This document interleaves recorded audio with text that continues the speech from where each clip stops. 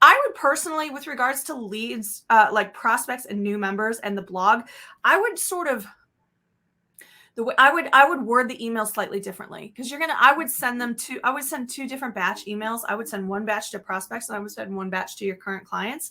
And the way I would write it personally as a blog is I would include for prospects, I would say something like in the subject, "Are you too old to train jiu-jitsu?"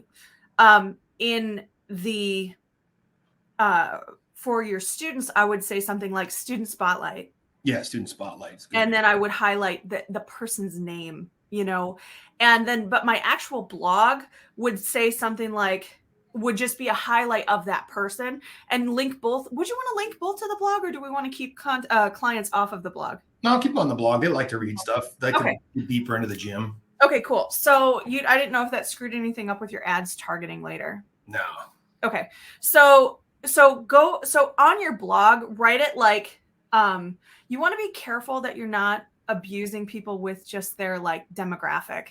Like, don't just peg her as like the old lady that trains at your gym. You don't want to. That's just a really shitty way to do it. Like, we have students, yeah, like, "Hey, you think you're bad? Check out this old broad." Like, don't say stuff like that. I mean, we have people with a lot of serious disabilities at our school. We have had blind students. We have students who are missing limbs. Like, we've had a lot of students who have come from a lot of very, very interesting backgrounds. And while we could highlight certain things probably better than we currently do, because I know we have a blind student right now. We've had a few blind students, and what we should really highlight probably and are not doing is how Chris works with blind students, but he doesn't want people to be like, "Look, anyone can do it. I've got a blind guy." You know what I mean? So you got to kind of walk the line of being sensitive about how you're going to talk about it.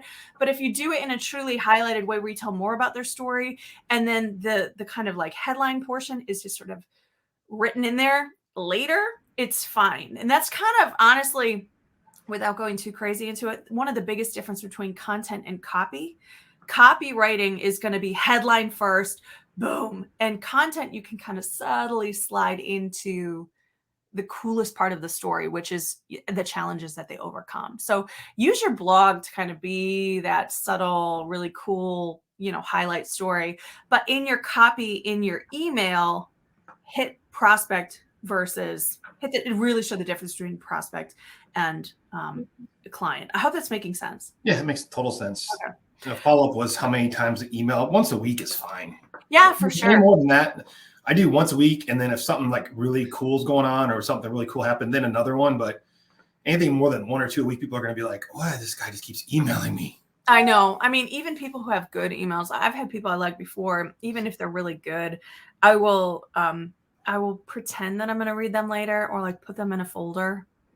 That's my favorite way to pretend like I'm going to do something. Put it in a folder. I'll get to it, and then I'll never read it. It's too much too soon. I think once a week is plenty. Yeah, perfect. For sure. And if the next question is going to be which days, I would say Tuesday, Wednesday, Thursday. We typically like to send our blogs on Wednesday. That's a bit of a deep dive day. And psychology of open rates just says avoid the beginning and the end of the week. So, and put it a little bit earlier. So put it before lunchtime on Tuesday, Wednesday, or Thursday.